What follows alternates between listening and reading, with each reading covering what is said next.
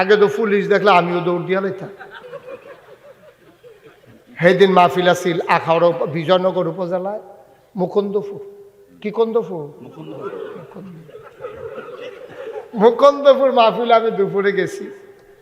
তো হ্যাঁ না ওসি সাহেবের বাড়ি আবার আমরা এগুল, এবার আমার চিনে আগে থেকে মহব্বত, ছোটবেলা বেলে আমার ওয়াজ শুনছে। তা এবার হ্যাঁ না আমি যায়াম হুন্য আইসে, সত্য আইসে, পরে আমারও খুব ভালো লাগছে যে এবার আইসে, কোলাকুলি করলাম, তারপরে আমরা মুসাফা করলাম, একসাথে আনন্দ ফুর্তি কথাবার্তা হইল, ভাবের আদান প্রদান হইল। কিন্তু এই আমিয়ে তো কয় বছর আগে আমার মাহফিল আছিল দিনাজপুরতে মাহফিল সাইডা আমি ফ্লাইটে আইছি ঢাকা, পরের দিন কক্সবাজার। তো ঢাকাতে আবার কক্সবাজার রওনা দিছি। হেতারা ফোনে যোগাযোগ হয়েছে আমি আইতে আছি। কক্সবাজার গিয়ে নামছে, পরে গিয়া দেখি তারা গাড়ি লইয়া বয়ে রয়েছে দিনের বাজে 3টা। তা আমি তারা রেজে গেলাম, ভাই আপনার এলাকার তো অনেকে ঘুরতো আইয়া টেহা খরচ করিয়া বউ বাচ্চা লইয়া, তা আমি যেহেতু একটু আগে আইয়া পড়ছি, তো কদ্দুর যদি কক্সবাজারটা একটা ঘুরান দিয়া চাইয়ালাই কোনো অসুবিধা আছে না? তা আমরা না কি অসুবিধা, আমি কই না হাদিয়া নিয়ে আবার কমাইলাম, কক্সবাজার চাইয়ালাইছে বেড়া ভাড়ার টেহাটে নি কাটতারা হেন, এটা তো একটা ডর। কেন সমস্যা নাই, ঘুরেন, অসুবিধা। তা তারা আমার লইয়া ঘুরতে আছে কক্সবাজার। এর ভিতরে দিয়ে একটা পুলিশ আমার দিকে দিকে দিছে দৌড়, যা তারা আমার ঘুরাইতেছে, তারা কই হুজুর দৌড় দিয়ালাম, দৌড় দিয়ালাম। আমি কেন লম্বা পাঞ্জাবি ফেস লাগিয়ে পড়েছি, কেন দৌড় দিয়ে যাইতাম পারতাম না, ধরলে দৌড়ালে কি হলাম, কপালও ধরা থাকলে ছুটতাম পারতাম। রোমা এবার কাছে আসে আমার একটা আঞ্জা দিয়া সিফা দিছি, আমার সাতনাডি হন মন হইলে না মরমরি একটা আওয়াজ হয়েছে, খালি দূরে কইতাম পারা। আমি জিজ্ঞেলাম এটা কি? তা কয় মহব্বত। আমি কিরম মহব্বত কয়বার করবেন? কয় 3বার। আমি একবার একটাই বেশি হয়ে গেছে, গাল লাগতো না, এইটাই মনে থাকবো আমার, আমাবস্যা আইলে এমনি হুদু দিয়ে মনে হয় ভাবে। পরে দিয়ে আমার কান্দে, কান্দে, আমি কান্দে গিয়ে পুলিশ কান্দে, এটা তো খুব কম দেখছি, কান্দে গিয়ে। পরে আমি যে গেলাম, কান্দেন কিরে? কয় হুজুর আপনার এলাকাতে আমার বাড়ি, আমরা বাড়ি কুমিল্লা। আমি কই দৌড়ের নমুনা দেখে বুঝছি। তো কয় হুজুর আপনার দেশের মানুষ দেখে ওখানে কান্দাইয়া পড়ছে। খারাপ যেমন আছে এই পুলিশও ছিল। এখনও রাস্তাঘাটে দেখা হইলে পুলিশ গাড়ি দিয়ে নিয়ে আগাই দিয়ে আসে যে হুজুর রাস্তাঘাটের নমুনা ভালো না, কোথায় যাবেন একটু আগাই দিয়ে আছে। কিন্তু ইনস্টিটিউশনটাকে পরিকল্পিতভাবে দলীয় ক্যাডারে পরিণত করে আমার পুলিশ বাহিনীকে ডেস্ট্রয় করে দিয়েছে, ধ্বংস করে দিয়েছে। ঠিক কিনা বল? এই পুলিশের বেতন হয় আমার আপনার টাকায়, বন্দুকগুলো কিনা হয়েছে আমাদের ট্যাক্সের টাকায়, গুলিগুলো কিনা হয়েছে আমাদের টাকায়। আফসোস কি জানেন? আমাদের টাকার বেতন, আমাদের পুলিশ, আমাদের বন্দুক, আমাদের গুলি, বুলেট মারা হলো আমারই কলিজার টুকরা যুবকের বুকে। ঠিক কিনা? কলজায় মানে না, কলজায় মানে না। আমার কর্মচারী আমার টাকার বন্দুক দিয়া, আমার টাকার গুলি দিয়া আমার বুক, যুবকের বুক ঝাঁঝরা করে দেয়, মানে না। আমি গতকালকে ফেসবুক একটা নিউজ ফিডে গিয়ে একটা নিউজ পড়লাম যে সাংবাদিক এই আর্মিরা পুলিশে এমনভাবে নির্বিচারে গুলি করছে, আর্মিরা দেখা অনেক আর্মি কাঁদছে, অনেক আর্মি কাঁদছে যে এইভাবে পুলিশ গুলি করতে পারে নিজের দেশের নাগরিকের উপরে। আরেক তার ক্ষমতা টিকাইতে গিয়া, আর ক্ষমতাটাও কি ক্ষমতা, এটা তো আপনারা আমার তে ভালো জানেন। কেন এই 18 সালেরটা আমার স্পষ্ট মনে আছে, কেমনে কারবারটা কিতে হইলো। আমার আগের রাইতে মাহফিল আছিল কক্সবাজার, আমি এই হইতে রয়েছি, মনে করছি ঘুমের তো হইতে যাম, আমার বুটদার জাল দেওয়ান যেত না। সাইফুল ভাই গেল তো আপনার নাম সাইফুল, আপনার মুস্তাক ফৈজির বুট দিতে হইতো না রে। আমার বুটটা জাল দেওয়ান তো বড় কঠিন, বাংলাদেশের যেই কেন্দ্র দিয়ে দাও মুস্তাক ফৈজির বুট জাল করে দেওয়ানটা বড় কঠিন। তাই মনে হচ্ছে আমার বুটটা তো থাকবে।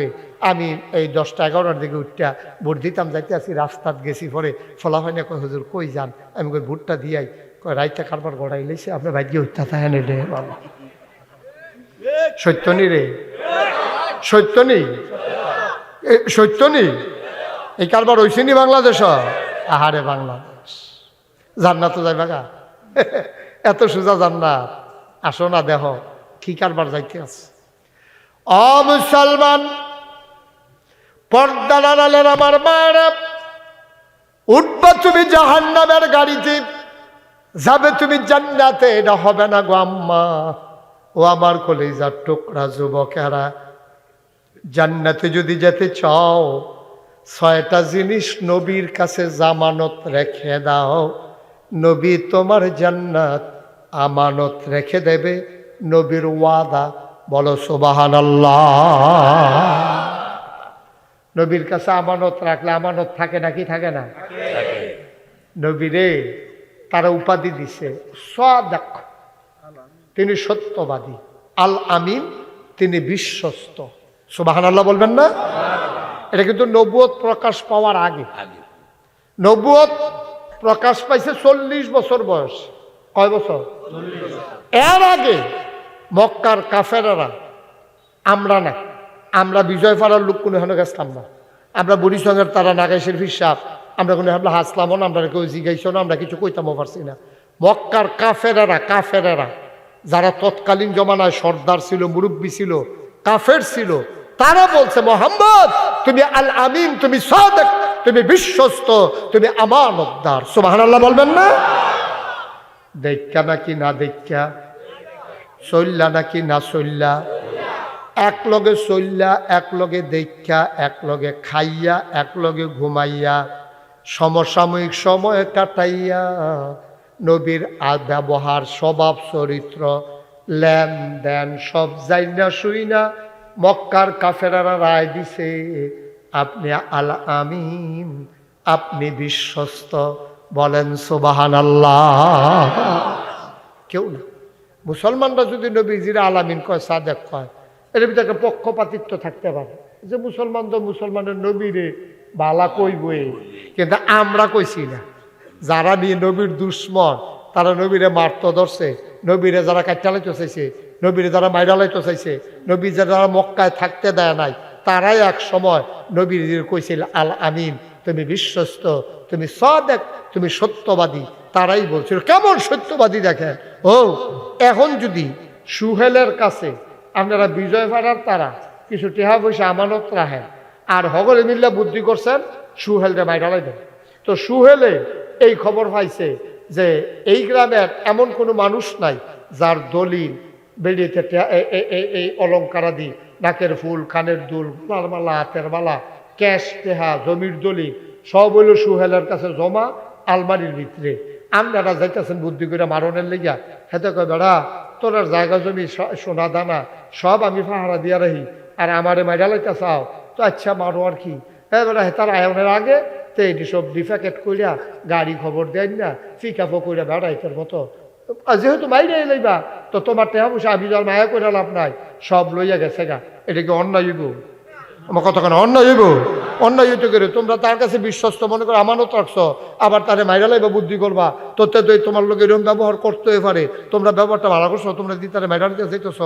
নবীজিরে তারা মারতে বিল্লা মিটিং করছে, দারুন না দোয়ায় সিদ্ধান্ত নিছে মেম্বার অফ পার্লামেন্ট যারা তৎকালীন, যে নবীরে মাইরা লাইবে, তারা নবীরে মক্কায় থাকতো দুইজন মাইরে নেবে, ঘোষণা দিছে পুরস্কার। এই খবর নবীজির কানে গেছে। নবী গো, ও নবী আপনি আর মক্কায় থাকেন না, আপনি তারা মাইরা লেব। জিবরাইল আইয়া নবীজিরা মাইরে সালাম দিছে, আসসালাতু আসসালামু আলাইকা ইয়া রাসূলুল্লাহ, আসসালাতু আসসালামু আলাইকা ইয়া হাবিবাল্লাহ, আসসালাতু আসসালামু আলাইকা ইয়া শাফিউল মুজনুবিন, আসসালাতু আসসালামু আলাইকা ইয়া রাহমাতাল লিল আলামিন। ও নবী আপনাকে সালাম। নবী কয় ওয়ালাইকুম আসসালাম।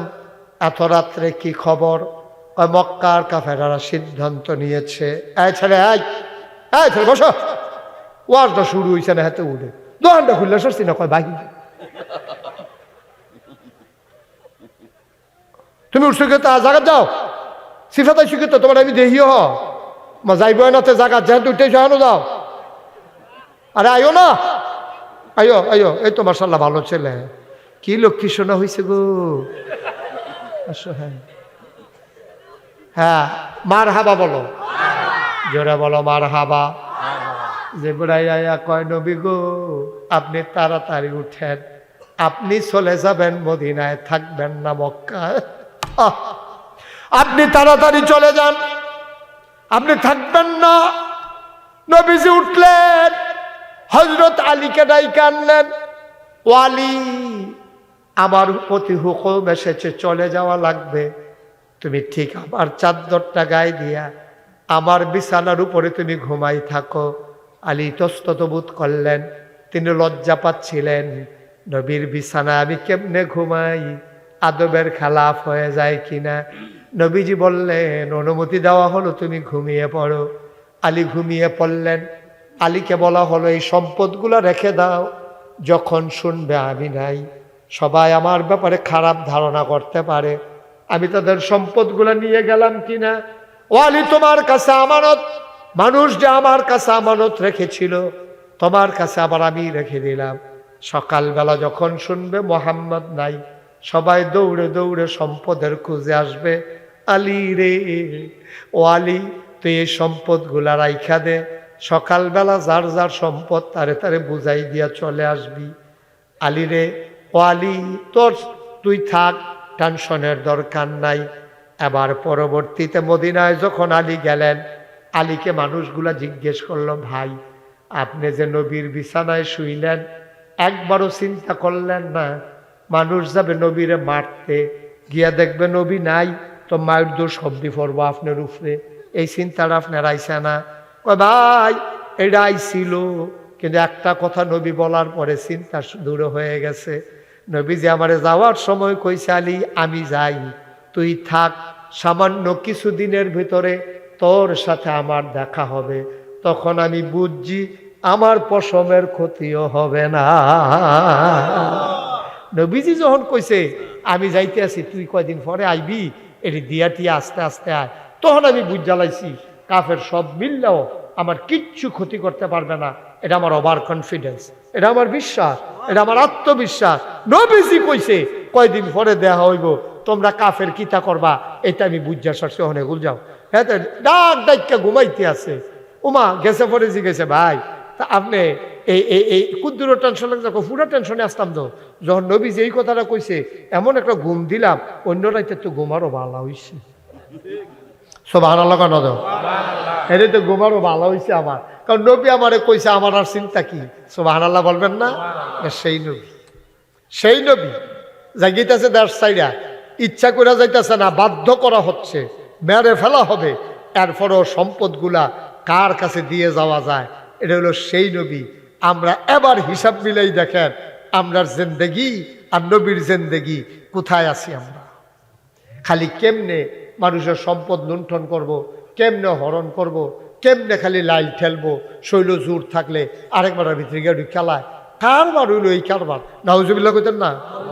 আমার নিজে, আমার কাছে একজন আইয়া কইছে যে হুজুর ঘটনাটা আমি নিজে সাক্ষী, আমার সামনে হইছে যে এবারায় এই খালি ফুতাইতের বড়াই দেহায় এবার 7 ফুট, কয় ফুট ঘুমাইলেছেন সব?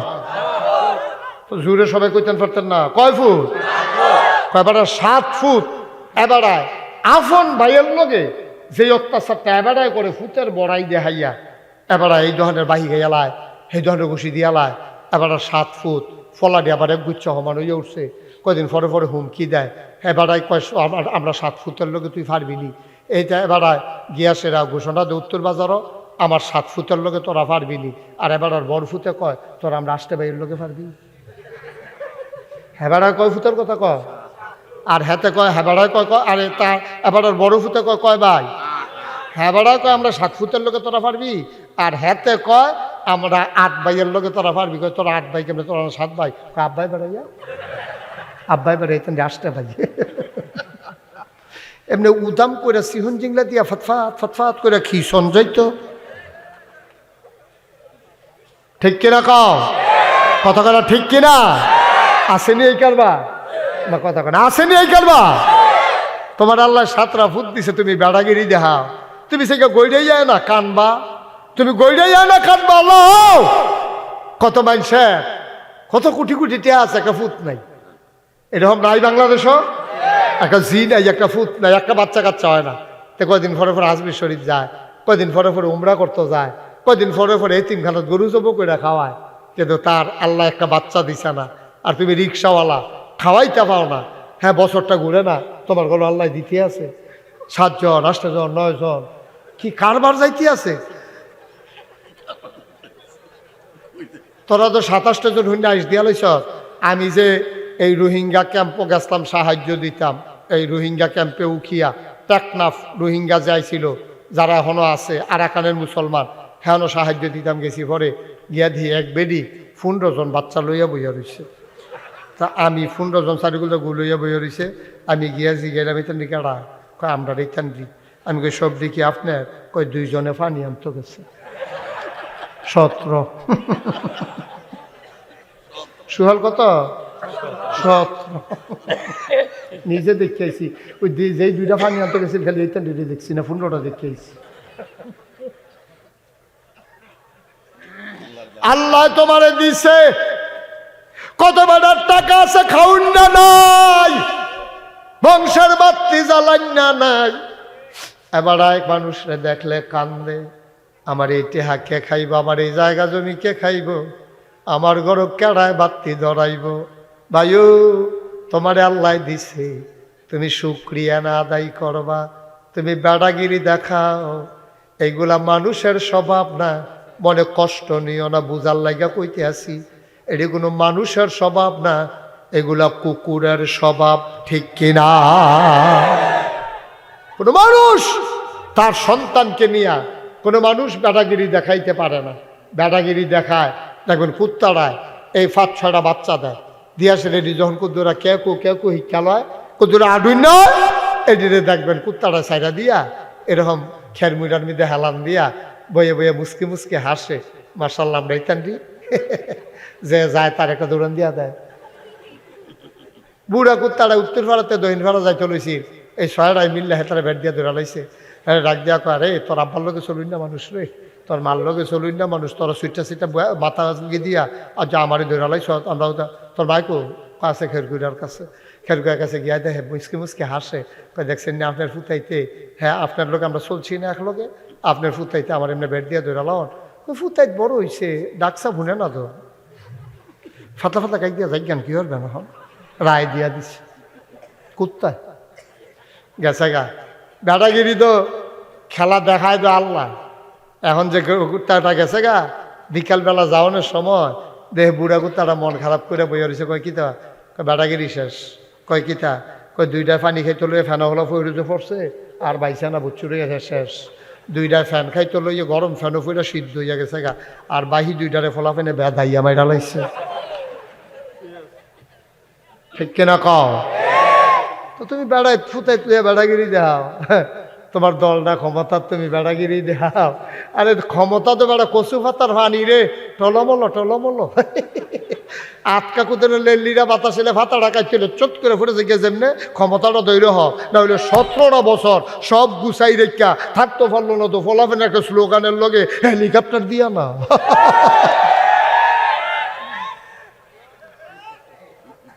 এদিকে এত সোজা মনে করছে, এত সোজা।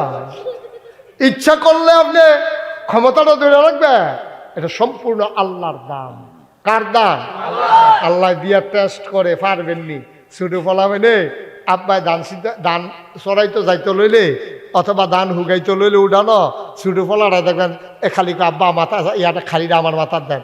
আরে তার আউজ গরুর গন্ধ গেছে না, তার তো 20 কেজি আদমিনা খাড়ি তার মাথার দিলে তার মাথা ঘাড় থাকবো, তে খালি কান্দে, তেও নিব মার লগে নিব ভাইয়ের লগে নিব। তখন মায় করে গীতা ছুটে একটা জাহিয়েন না তার মাথার দিয়া সেরা উপরে তো 1 খাবলা দেয় দিয়া চায় ঘাটটার নমুনা কিরকম।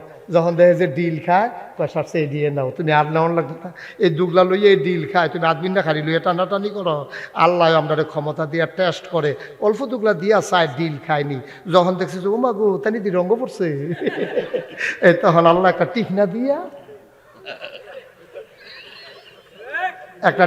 দিয়ে আসতে কইরা সরাইয়া কয় তোমার আদমিন্ডা খাড়ি দেওয়ান যেত না।